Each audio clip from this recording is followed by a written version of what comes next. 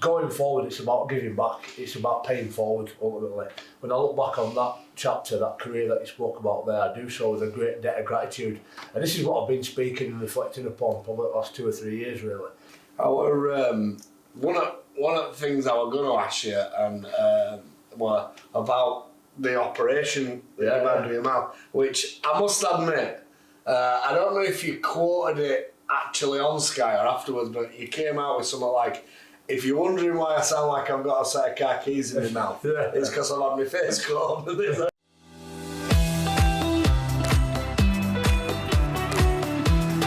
Now then, how are you? Cattle Grid Podcast, Episode 2. Last week we had Big Chev Walker in. This week we have got the main man. If he were a boxer, he'd have been called the Fighting Pride of Leeds. Without a doubt. The one and only Mr. Leeds himself. He is. Chev Walker's unique in his own way. This guy has got an ultimate Leeds journey that, like nobody else. Mr. Jamie Jones-Buchanan, thank you so much for your time again. Pleasure. We've been here before, haven't we, when we did it on the couch? That doesn't sound right, does it? But when we did podcast before in there. And, things have totally changed, haven't they? You moved on, yeah. Retired. Yeah. And ready for a new chapter in your life. And I was thinking today, like, what do I speak to Jamie about? But I don't think there'll be anybody ever again who has a Leeds Rugby/Rhinos journey like yours. And I know you don't like blowing yourself up, but from academy to seeing changes in stadium to winning stuff to, there'll never be somebody like you coaching them. Yeah, well, first of all, thanks for the invitation. It's a lovely little venue you've got here, mate, and you've moved on as well since last time. It's gorgeous, it's lovely and it's inspiring as well. I've got a little shed like this at the bottom of my garden. When I say like this, it's nothing like this really, it's a glorified shed, but my brother-in-law built it and I do most of my training in there, and pound for pound, it's probably the best square inch I've ever bought, if I'm honest with you. This is wonderful. This is a podcasting studio. It's a podcasting studio, it's a multitude of different things. A bit of a bar, it's a sports bar, disco, it looks of it, all sorts going on. And in many ways, Phil, when I look at Headingley as a resource, as a facility, going forward, it's about giving back. It's about paying forward, ultimately.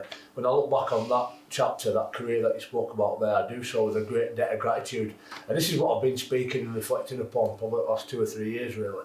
And by gratitude, I wake up and sometimes I have to pinch myself at the opportunities that I've had to realise and fulfil some potential and ultimately fulfil a boyhood dream.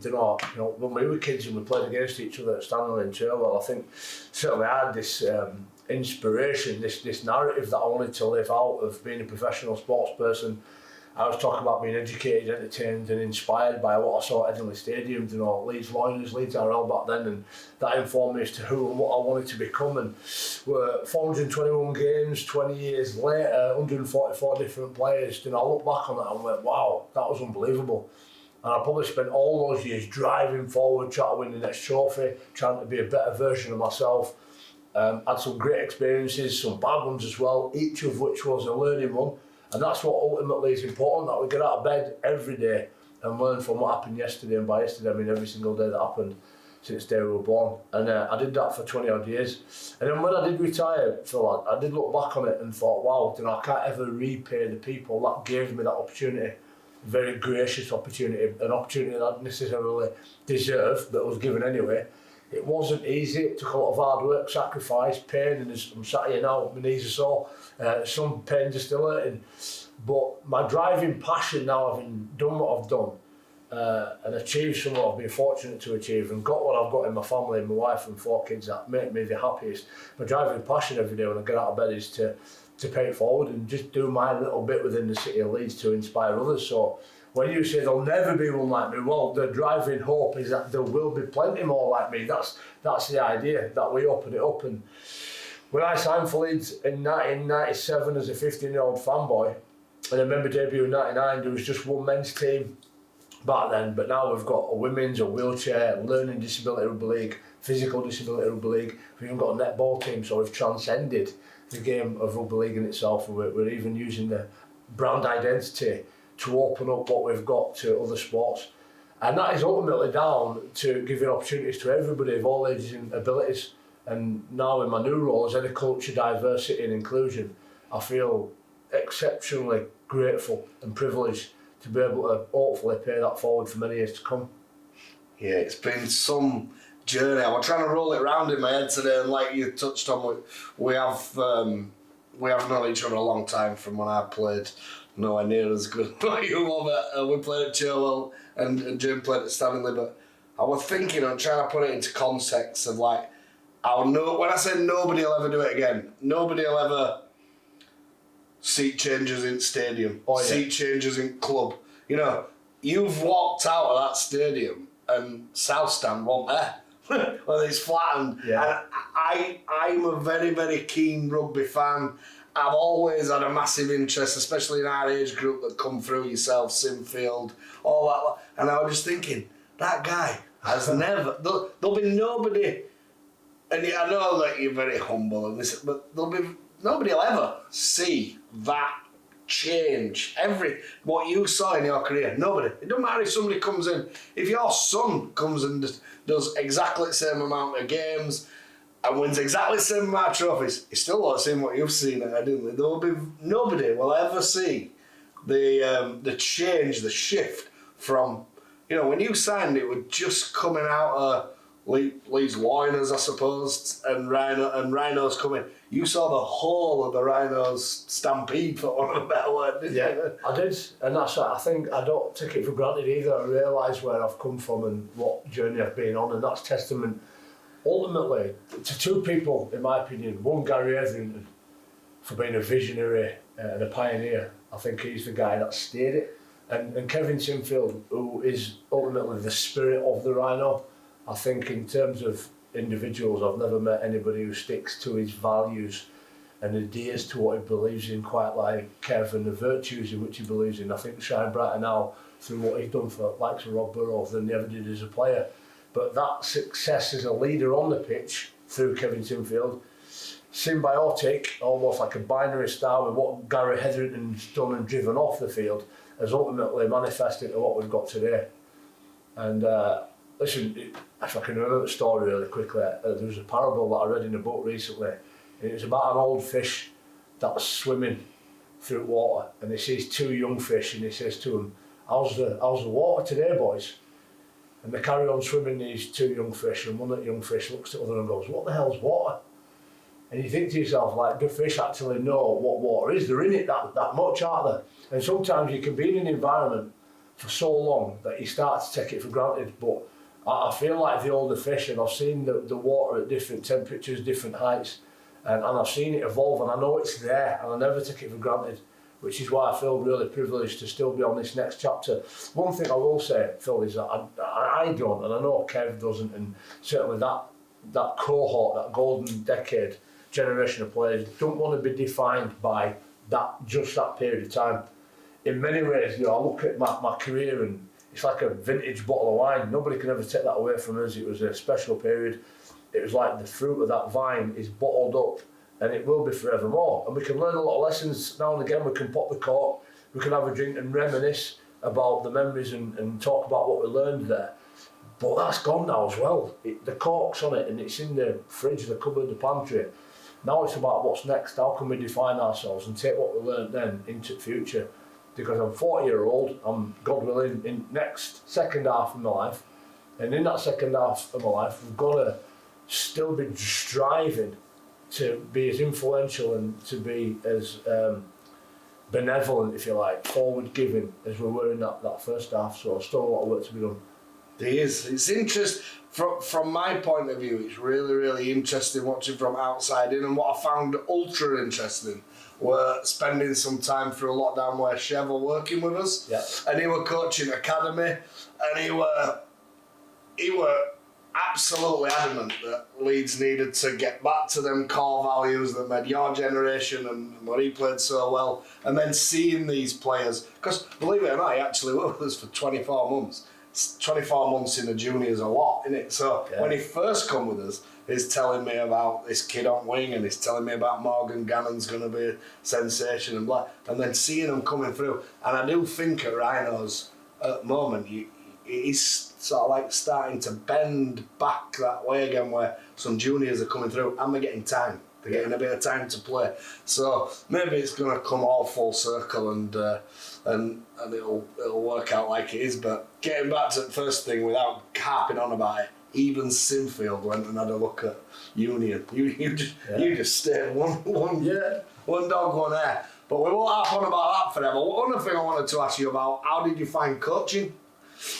Coaching the first team, how did you find that? Did it? Yeah, no, it was good. It was simultaneously the most exhilarating and fearful 6 weeks of my life. So listen, when it comes to coaching, I started coaching when I was about 16, giving back to younger kids, and then I remember I started coaching open age in my early 20s, and I was coaching lads that were older than me, and that experience at Stanley at the time in NCL paid a lot of dividends for that period in terms of managing men and understanding the game. But I've always coached to some degree, maybe less in the last few years because I've been involved with Leeds Rhinos Foundation and changing lives through sport in other means.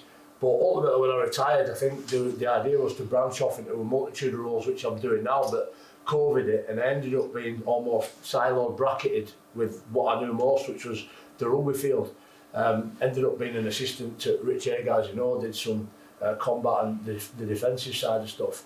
And it was great because he's still giving back to players, and again it's a different way of telling stories, different way of sharing your experiences and ultimately paying it forward. And it was really gratifying seeing that bear fruits on the field. But in that 6 week period I also learned as much about what I didn't want to do as much as what I did. And I ultimately saw the difference between coaching and leadership, which are two different things. I love the leadership part of it. I love it, mate. Rolling my sleeves up and doing the leadership in a servantile way. In that means if I'm going to lead a group, I want to be there to do the hard stuff. I won't ask anybody to do something that I won't have do myself or have already done myself.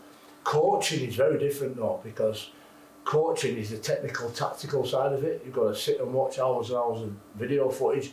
You've got to know everything about the opposition.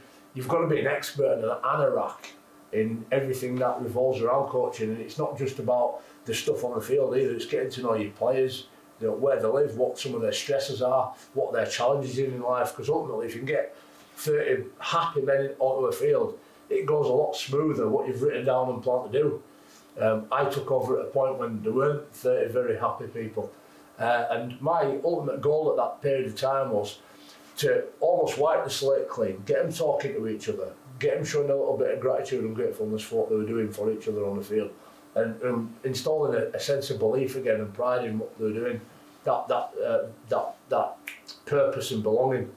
And in time, they did that, I believe. I never had the technical and tactical knowledge due to the lack of experience in the coaching that I'd had to do what Rowan Smith ultimately come and did, which was an unbelievable job in steering them to a grand final. The strategy and the skill that was involved in that, he brought from a 20-year career of coaching with some of the best coaches in the NRL and in and around the world, and he did an awesome job. But for me, I knew that I loved people, I loved the media, I liked stories, I liked the community, I liked charity, and I couldn't do all that and be on and try and do the punditry show Sky and coach as well. It was impossible. Yeah. So when this new role came about, jumped on it with both hands. But still, spoke to Rowan today, speaking to club, the players, still have that contact, but from a place off the grass as opposed to on it. Yeah, so you really, really enjoy and do a good job of what you do with Sky and the ambassador roles and stuff like that, don't you? And I suppose, I see what you mean, like if you got to do all that bloody clipping and all that, it's not easy, is it? No, it's not. It's very time consuming. Very, that's it. One of my biggest grievances in life is I'm not omnipresent, I can't be everywhere all the time. I've got the energy for it, don't get me wrong. But even coming today, like you sort of can't wait to get to Phil's. We're looking forward to catching up and having a chat. And then you're on the next job. But interestingly, it all cross-pollinates as well. So me sat here reflecting with you for an hour, it probably helped me do another job tomorrow. Yeah. So it all cross-pollinates and feeds into one pot. One of the questions I got down here, I've started, it might look unprofessional, but I am a professional interviewer, so I just like to get stuff down, because if not, they go, and then I forget where I was, and I think, bloody hell, I forgot to ask him that. So, one of the things I've got down on here is getting back to your Sky punditry, and I think, BBC as well, but if you could bring one person into the team, like they have Andrew Johns on in Australia, maybe on the pitch, who would it be? Who could you like to see in the game now, on telly, whether it be side side of you or on pitch getting stuff like Robbie Paul does? Who would you have? Who would I have on the field? I know I've put you straight on the spot, you see, it's not in rehearsal. Yeah, no, that's good. That's really good. Who would you have? You've obviously given it some thought. Do you know what I think is an absolute revelation? And I just like him. I like Wagger. Right. I think he's got some enthusiasm. I think he's a little bit crazy. Probably need toning down for Sky. But that guy breathes rugby. The kids love him.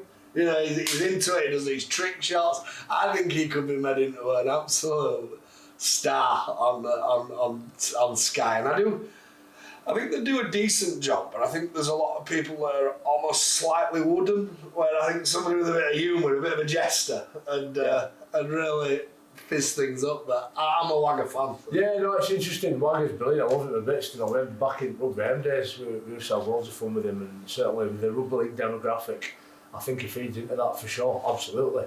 And it's interesting, you mentioned BBC and Sky, very different in terms of what they want to portray, what they want to broadcast. Ultimately, it's Rugby League, but they've both got very different feelings as well. And I'll just comment on the people that I've been privileged to work with. Just two, who will really stand out. And Brian Carney, I think, is an amazing talent. When you think about the fact that his background originally wasn't journalism, what he does, and does it week in, week out in front of the screen, I think is unbelievable. Every week, it's surprising me how talented he is, and he's a real steward of the game as well. He's a very intelligent bloke. And Mark Chapman, when you work with him on the BBC there with World Cup, I think what stands out with him is he can do NFL, he can do Super League, he can do World Cup, then you can see him on Match It Day, and then he could be on athletics, and they've got a multitude of different sports, but you'd think they were experts in all of them, and you're like, well, how does he know so much? Even I can be like, try to brush up on what Warrington and Salford have done in recent weeks, because they're going to play each other. And you go there thinking, right, well, there's that and there's that. I want to talk about this, I want to make that point. But somebody like him has just got this ability to listen to somebody who's speaking and then just bounce the next question off what they've said. So I'm exactly the same as you. I write things down because there's a content, a menu of items that I want to get through. But Mark Chapman can just ask you one question, and then he'll conduct the rest of the interview based on what you've answered, which I think is an amazing talent. And certainly we live in a world now, Phil, where everybody wants to speak, everybody wants to talk, and believe it or not, I actually prefer to listen. There's that old adage, isn't there, that we've got one mouth and two ears, so we should listen twice as much as we speak. Well, I'd add one more to that and say we've got two eyes as well, and people this day and age don't spend anywhere near enough time listening and watching what's being said and try to understand. And the biggest thing, and I'll just flip it right back to the coaching part, and you mentioned anyway, the generational thing, is it coming back? One thing I learned last year is you can't copy and paste one culture from a group of people at a certain point in time onto a new group of people in a different generation at a different point in time. It just doesn't happen. And I became massively indoctrinated in some ideas as to what success looked like, and try to impress that upon people. And that 6 weeks forced me to take a step back and go, hang on a minute. Just shut up talking for a minute and just listen. And there's that old Stephen Covey quote that says, we see the world as we are, not as it is. So we get out of bed every day, for 41 years, and we look through the same set of eyeballs. And we can only be a product of all the experiences we've ever had, and that's good for our own personal development. But if you want to understand other people, you've got to listen to them, because their experience, their life, their context is completely different. So the ability to listen to other people is a real skill, And Mark Chapman, for me, as an entertainer, is exceptionally talented at being able to do that. Brilliant. Good answer. Dodged the bullet there, didn't I? I didn't really answer the question though, did I? You didn't, but I do see two different types, and I must admit, I love what BBC do with rugby league is they seem to test stuff, so they'll have somebody on pitch, have a word with them as they're coming off this and that. I do like what they're doing. I do see that they must watch a bit of NRL and think, right, we'll try that they do. But it's never easy because all you ever get is critiqued, isn't it? Didn't that many people actually go, that was brilliant, whereas if you try to see good in things instead of bad in everything. Then...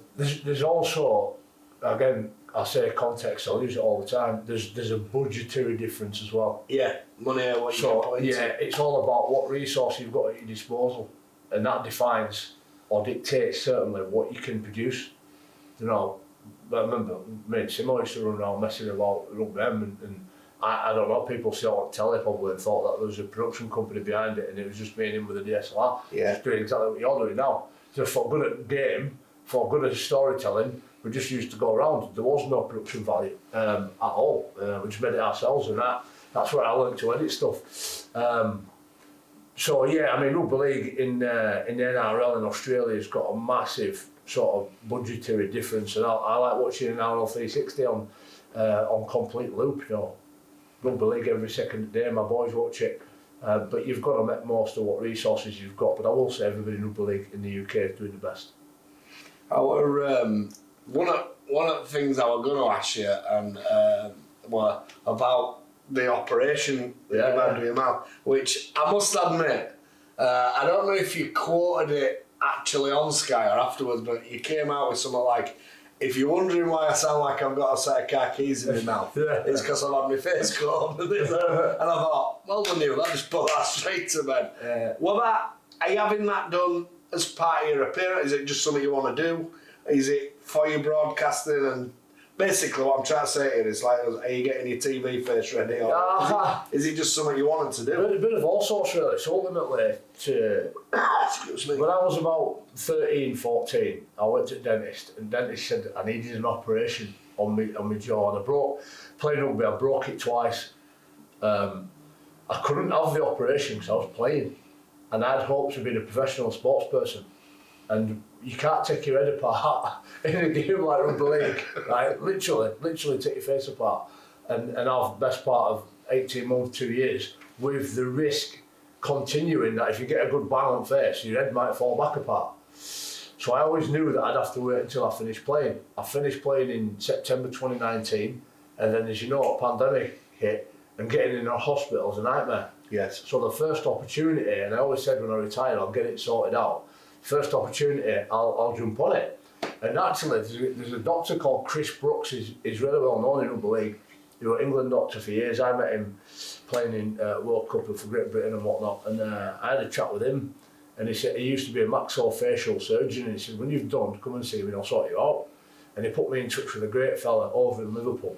Went and met him, and he's got me sorted on the path. And then I got booked in for operation and the preparation for that, and then Sky offered me this deal, this contract to go do some punditry, and I let him know, look, I'd love to do it, I'm really keen, but I'm going to be getting my face smashed up soon. And I had no idea what that actually entailed, and then I went to orthodontist, and I'm not kidding Phil, they put like a brace on, but across the bottom of my mouth, up in a palate there was a plate, so I couldn't get my tongue above that. Yeah. So then you go to Sky and people can't understand me at best of times anyway, and I've still got the bracing now, and that it's challenging, but it was horrendous.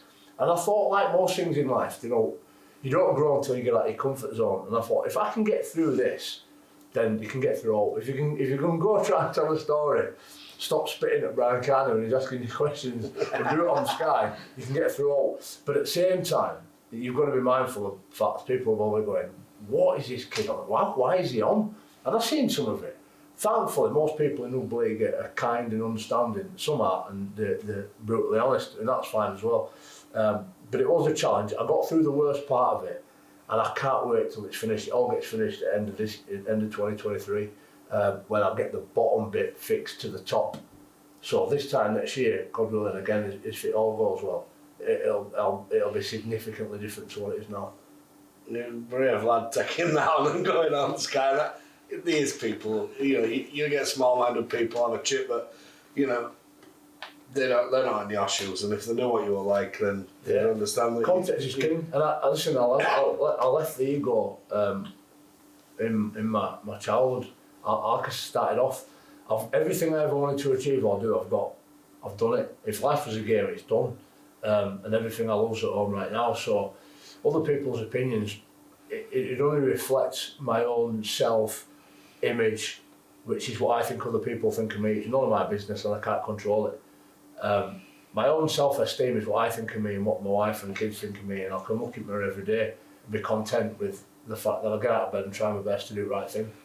So, and sometimes that's going on Sky with a mashed up head, try to articulate what's going on the field behind me. And some people, very kind people, say things weekly. In fact, last 2 days, some people have said some really nice things, and that's what keeps you going. Unfortunately, mate, if I was best presenter in the world, there'd be people out there that didn't like me, and that's fine as well. It's not a prerequisite that you have to like me, by the way. So that's cool as well. Yeah. Well, I think you're doing a decent job, and we'll carry it on and just see where it goes, isn't it? But still haven't found out who you actually wanted on Sky 2, but I won't hold you down to it. Right, future. What does the future hold for Jamie Jones? What are your aspirations going for? What more can you want to do? Because I know you will have some. Yeah, no, I've done what I wanted to do, but one of the mistakes I did make as well when I retired was I didn't set a destination. There's that old Seneca quote, a good friend of mine called Mike Bates said, if you don't know which port you sail into, then no wind is advantageous. I think it's a Stoic quote from Seneca. And by that I mean I didn't sort of define what I wanted to do next. I wasn't really sure. And I had this belief that if you work hard and do the right thing, good things will happen. And good things are happening, mate, weekly. It was unreal. But because I'd not intended for them things to happen, they almost felt like an accident, and there was no sense of satisfaction from achieving it. It's like winning a race that you didn't know you were in.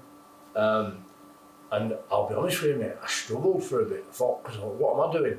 Because if we've got no purpose, or we're not part of a community, we've got no belonging, and don't know where we sit within it, it's not good for human beings. So I wasn't sure. I wanted to keep giving back, but I've got a bit of a destination now. I understand what it looks like, and it will revolve, God willing, again, around the resource that we've got at the Leeds Rhinos.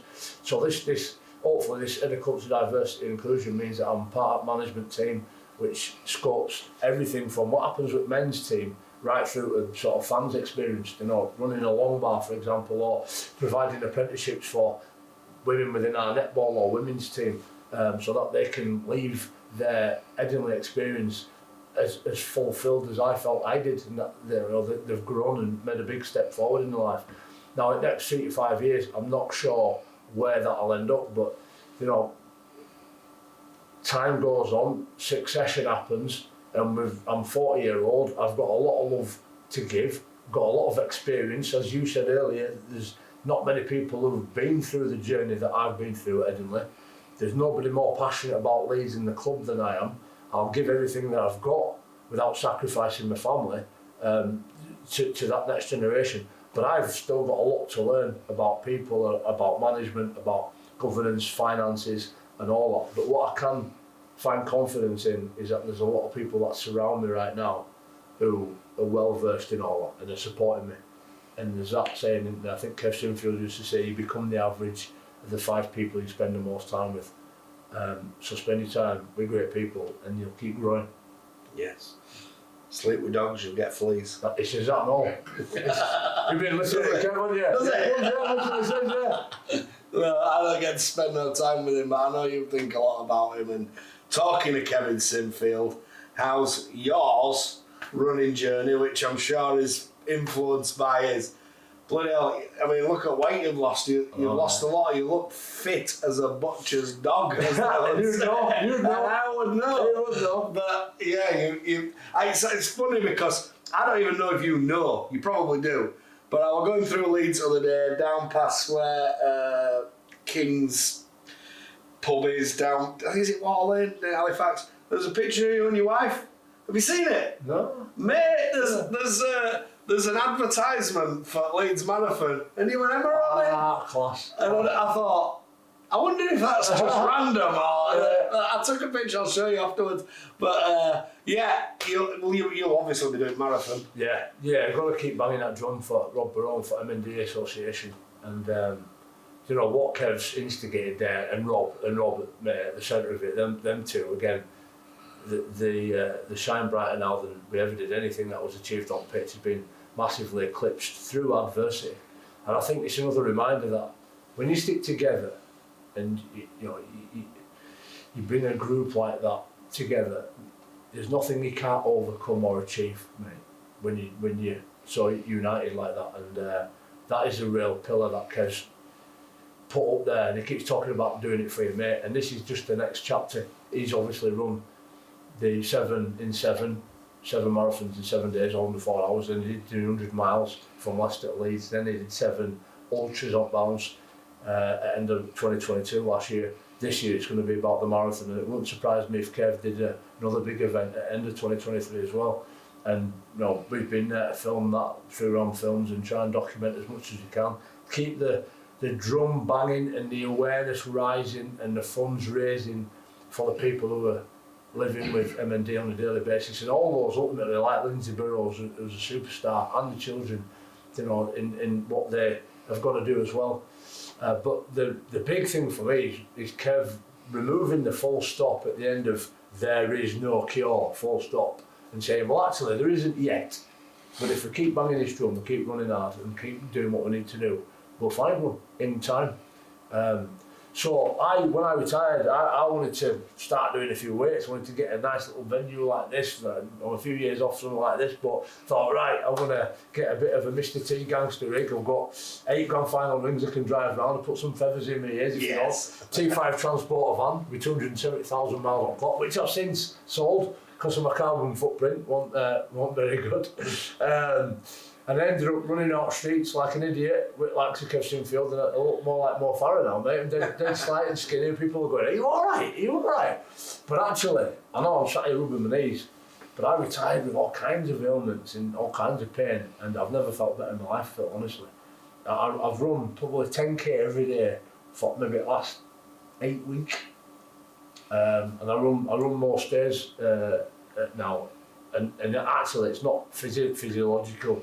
It's psychological, because when I've finished and I'm done, I've won the morning. If I have to do my weights, do my weights.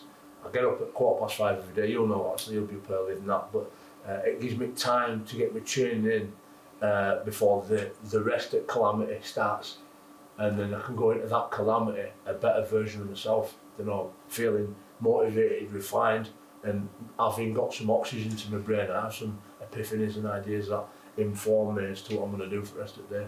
Did you run any? Did you run a marathon with Kev Sinfield? Did you run a lap of the ultra one? Did you do any of it with him? Yeah, I did his penultimate run on the 7 in 7, so that was a marathon. We did that in 3 hours 52, which we run at 4 hours. It was the first marathon I'd done. And I remember ringing my mum, saying, I've done it, Mum, I did 12 my first marathon. She went, what time? And I went 3:52. She went, that's the slowest one in a week, that. Like, she's moved a little bit. The level of expectation that I've always had on me, I'm like, oh, cheers, man, yeah, thanks. But I run one of the ultras as well, so I ran from York to Bradford through Leeds, and we met Rob in Leeds, and Stephen Darby was at Bradford at Valley Parade, and that was 35 miles. But it was great weather, and it was the shortest one. Jamie Peacock had run, I think, from Middlesbrough to York the day before, and that was horrendous weather all the way through and about nearly 40 miles, so I got the better stick, really. But I don't mind, mate. I can run at that pace for a while. I mean, for one day, Kev had done 4 or 5 up to that point, and he had a couple more to do. That's just unbelievable. But he's just a guy that don't feel any pain. He just has this ability to live right here, right now, in the moment, and get on with whatever task is in front of him. Unbelievable achievement that he's done, and fair play to him. I saw Lindsay, but obviously I live out this neck of woods now, And I saw Lindsay Burrow running down the street on the day. She's doing it as well. Yeah. Is your wife doing it? Emma, yeah, she's been out today. She's done 11 miles today with her friends. One of her good friends is really keen to do her first marathon and get round, so they're training hard for it. Do you know what? It's not about performance either. I think when I retired with this mental attitude of being 9 out of 10 all the time. And that's not a bad thing, by the way, if you're a sports person. But when you get to 40, it's like almost like a managed decline. You know, we're not full at the same levels of testosterone, but it's an important thing to try and keep going. And sometimes just getting it done is what's important. Well, fair play to you, and I hope you carry on making a fortune. And I'm sure that marathon's going to be a massive success. There's loads of people. Jamie Fields, do you know Jamie Fields? I do, yeah, of course, yeah. Big Jamie is going to be. I mean, I think he deserves some real pound back and a little bit of exposure for it. He's 24 and a half stone, but he's doing the marathon. Wow. And I think he'll be the. And I spoke to him about it. I'd never be disrespectful. I'm a big lad myself. But I think he'll be the heaviest guy doing it. Yeah. You know, and he was yeah. And I think last week he'd got something like 17 mile under his belt, and he's really, really going for it. And I just think big shout out to Jamie Fields. He says, I'm going to do it, and I'm not going to stop my goals to do it without stopping. So I'm going to do it. 24 and a half stone. But he's an anomaly as well, isn't he? Yeah, he is. As a player. I told him, that's why you should be you should be some exposure for you, because he's a freak. Yeah, he's a good boxer. He's a good footballer. He's a good rugby player. He can kick goals. Yeah. I bet he'd be good at flipping, because I don't swear in front of a Christian. I bet he'd be good at flipping, dancing on ice if he tried. No, mate, I've watched him play rugby, and he's like a standoff, isn't he? Yeah. And ball over the top, vision, ability to bump, he's just an anomaly. And as you say, he kicks goals as well.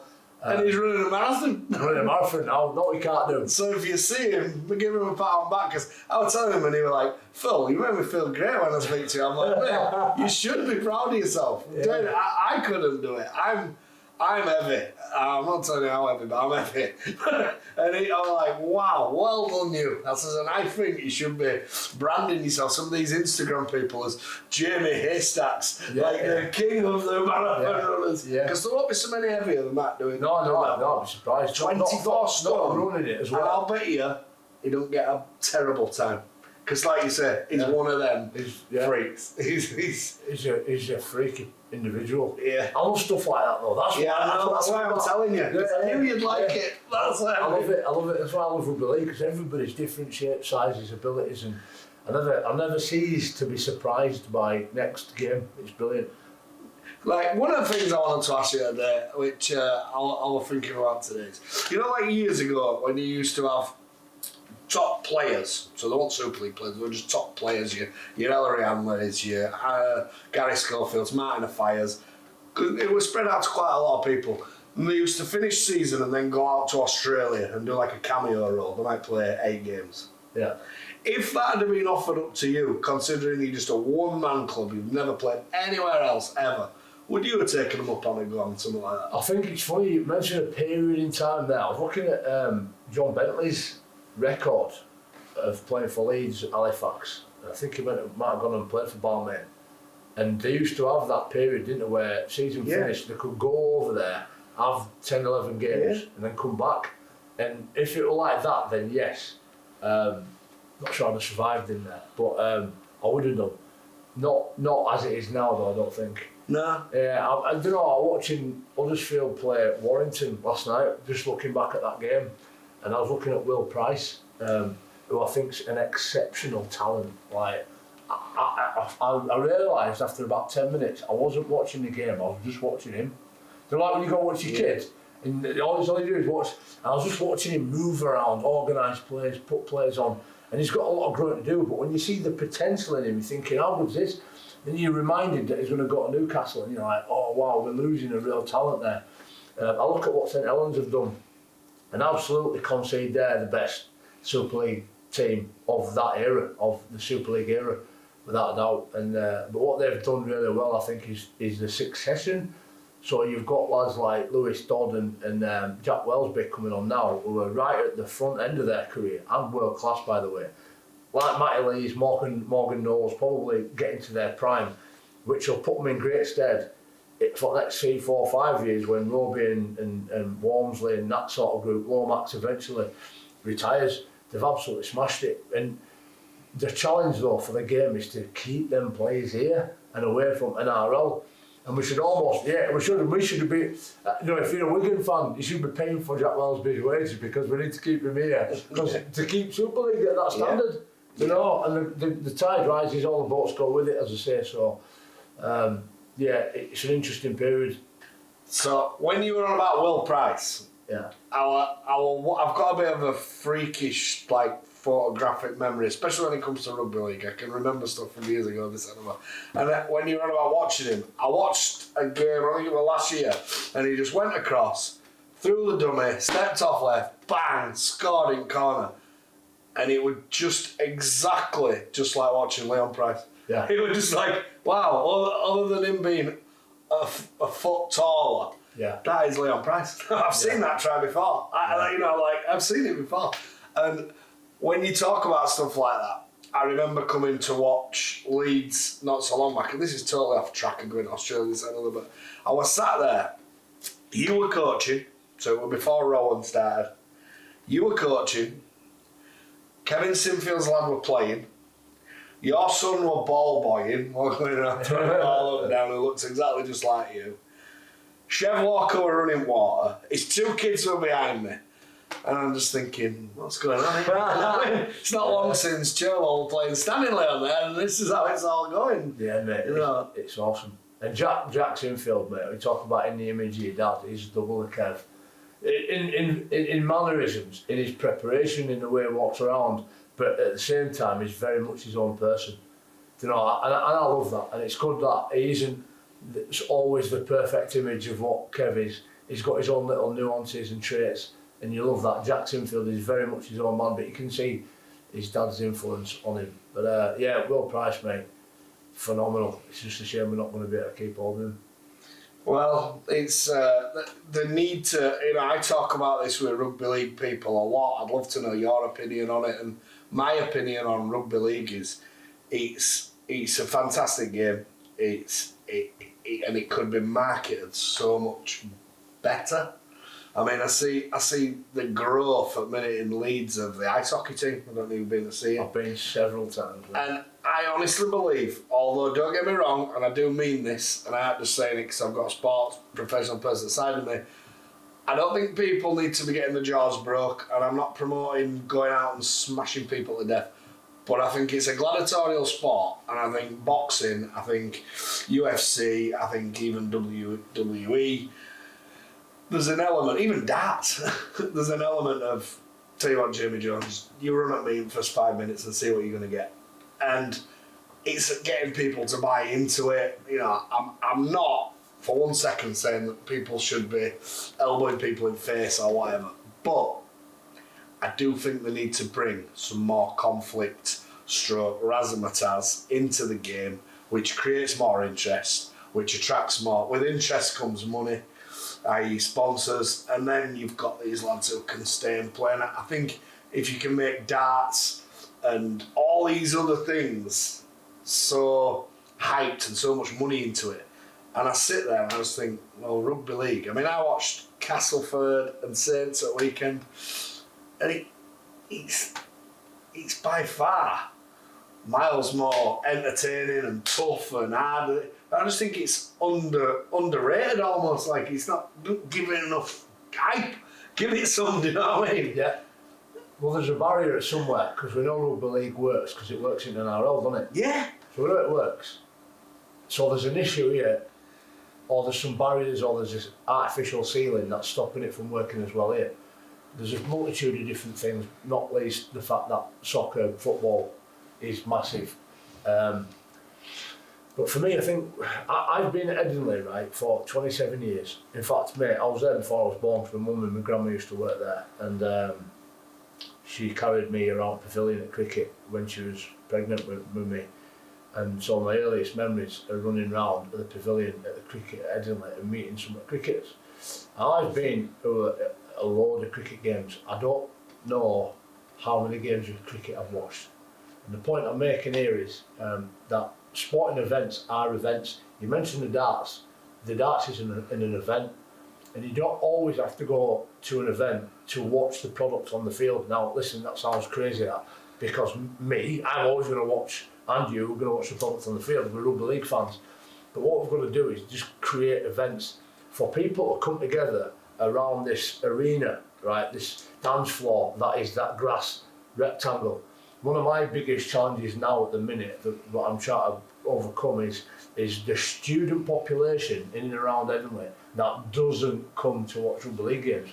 There must be 60,000 students in Leeds. Most of them will reside around Hyde Park in Edinburgh. There's very few come to rugby league games. Well, why is that? How do we get them in? And we've got to make that environment student friendly. We've got to make them want to be there. With certain offers, but the environment in itself has got to evolve to be attractive. Same with young people as well. We want to showcase the brand that is the Rhinos, and that goes through the men's team right through to the netball team.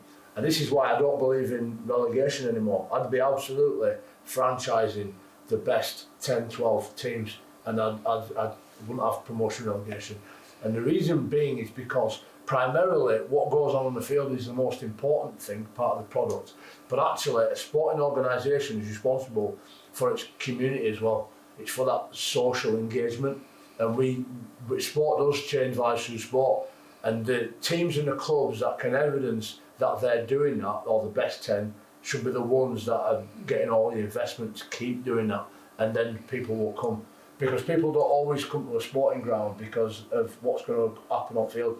You mentioned Leeds Knights. I got at Leeds Knights hockey and don't fully understand all the rules, but me and my wife and kids love the occasion. So we want people to come to the rugby, and most people will see it, love it. Don't always understand the rules, don't understand players, don't know what's going on, but love the occasion. So we've got to make great occasions where people go home feeling enriched, and then on the Monday to Thursday, between the games, using Headingley Stadium to better themselves, to better the community, to invite people in, so that we can educate, entertain and inspire each other through different means. And that's what our foundation does ultimately every week. Brilliant. There's plenty of good things going on at Headingley, and what you've got to also understand is that, and I aren't just saying it because I'm a Leeds, Headingley is like Real Madrid, and it's the best run Super League club, for what Gary Etherington and the team at Leeds Rhinos have done up there over the last few years, and the infrastructure and everything they've got there, it is the best, isn't it? Yeah. They've done a great job. I just love the marching on together part of Leeds, in sporting Leeds. I mean, look at all Liverpool, look at our LSC, Liverpool, Everton. There's this rivalry, and sport is promoted through division. But in Leeds is united. United. Josh Warrington, and it makes me laugh. I made a short video during lockdown that showed goals being scored at Ellen Road, tries being scored at Headingley, and Josh Warrington fighting at both grounds. Well, he fought after the pandemic at Headingley, but the fact that Leeds is united, and that's what brings us together. And all clubs are starting to talk a bit more as well off the field, which is great. I think you should run for mayor. Yeah!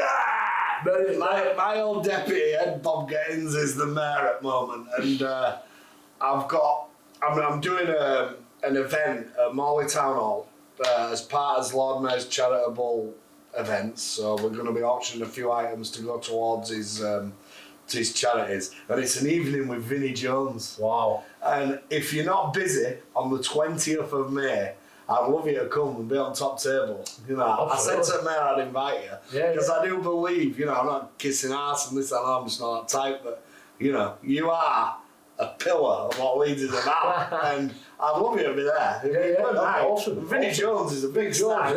Come on, bring your wife. I can't grow hair on top of my head, but I might be enough to get a V in back of the day. You know something? I was thinking, right, and I might just do it for a night because I'm a bit of a silly William, right? So I thought I could get a Vinnie skin fade V, right, because that'd be the one. Like when we were kids, it was a straight V, wasn't it? It was terrible. But I might go see the Turkish boys and say, right, I don't just want a Vinnie V, I want it skin fade too. I want it just for night. Yeah.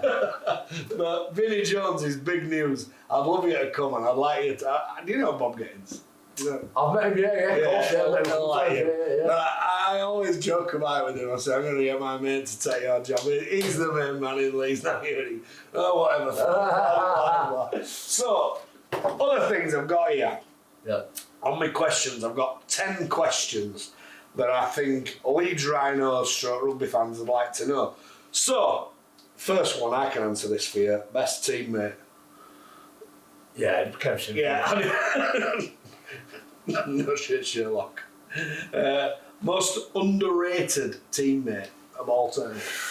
Great question. It'd be a toss-up between Brett Delaney and Carl Ablett.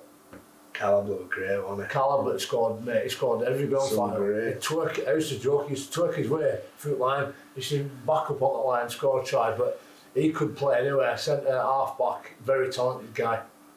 I'm not going to ask number 3 because it's not fair on me. But number 4, favourite coach. Oh, wow. It'd be a toss-up between Tony Smith and Brian McDermott, and only because at the stage of my life I'd have to go with Brian McDermott because I probably had a bit more empathy with him off the pitch, and he'd hate me saying this, but we had a lot in common. We were very alike in many ways. So yeah, contextually, Brian McDermott. Worst team to play against? Who did you hate playing against the most? Who used to get in you? Be that thorn in your side? It'd have to be Saints, wouldn't it? Because we had those battles 3 years up top, 7, 8, 9, and we were fortunate to win all 3 and 11. Was it 11? 10, 11, yeah. So they were our rivals, but at the same time I had so much respect for them.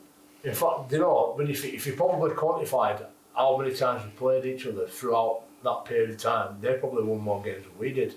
We just had the knack of winning the important ones in the grand finals, but yeah, Saints are probably the biggest rivals. Same question, but opponent. Who was the toughest? I won't say worst, but who were the hardest? And who did you really? Oh God, I don't play against him. Yeah, one of them that'll be obvious would be Andy Farrell. I was a young kid. He was massive. He didn't know if he was going to put a short ball on you or just palm you off. So you're always in 2 minds and just pulling them down.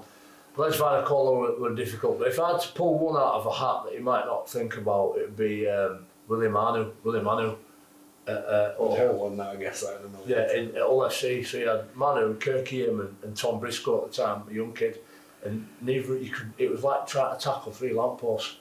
But Manu, me and Carl Ablett used to draw short straw, see who were going to defend.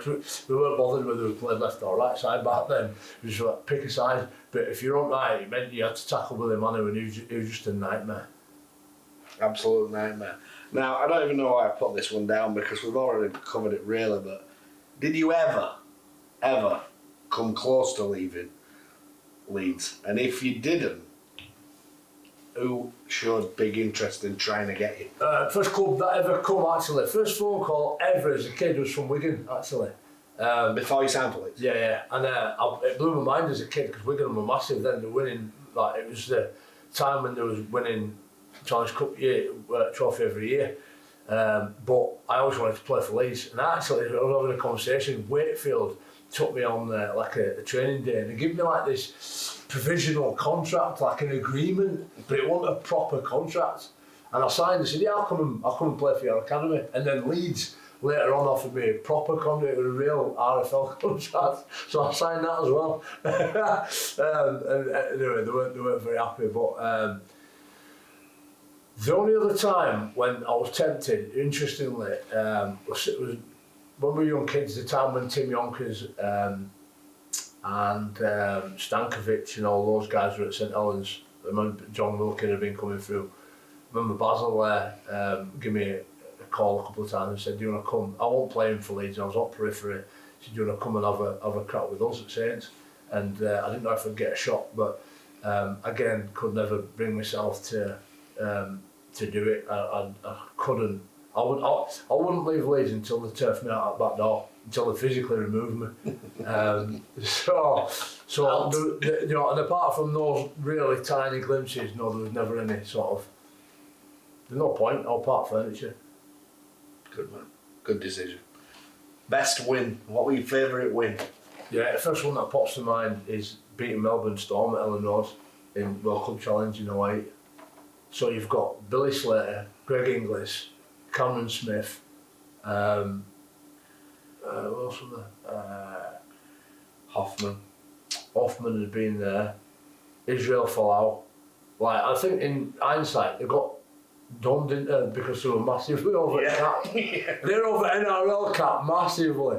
And you've got a lot of lads from Bramley and East End Park and Pudsey turning them over, you know what I mean? Brilliant. At Ellen Road, so that was like unreal. And I managed to accidentally smash one of their back three coming off at back, and Rugby stand erupted. And it was like scoring a goal at Ellen Road, mate. So I'm like, how good is this? Interestingly, we won that game and we got paggered by Cass the week after. It went out at Jungle, and unlike us, St Helens actually won it this year. But we went there and got bashed by them. It was thunder and lightning, and it was like being in hell, and we got beat, which put another damper on it. It's still good. Did you play against Canterbury Bulldogs? Yeah, all five, yeah. Did you?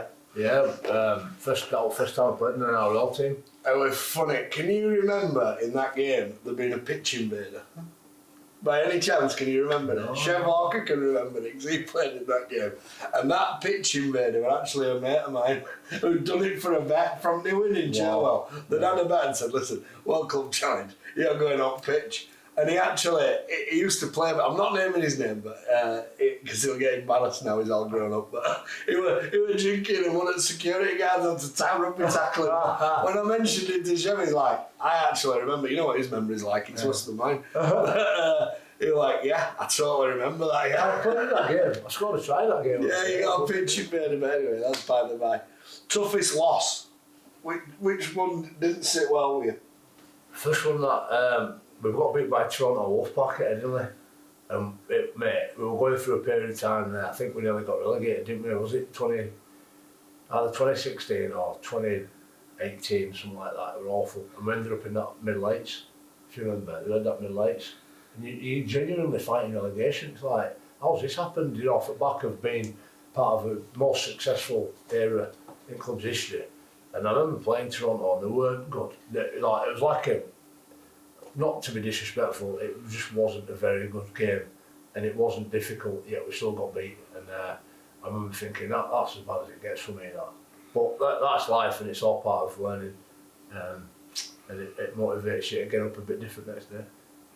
Yeah, you've seen some ups and downs, but you've been through the lot, haven't you? I have, mate. Do you really enjoy the new job that you're doing? Do, love it. Yeah, I've been describing it as like being a bag of broken biscuits, mate, in that it's fragmented. It's not, a lot of that's because it's new, and you know, we're still turning over a lot of new leaves, and you know, what does culture look like? Well, that's very subjective, isn't it? And it's bespoke to environment, so again, you can't copy and paste that.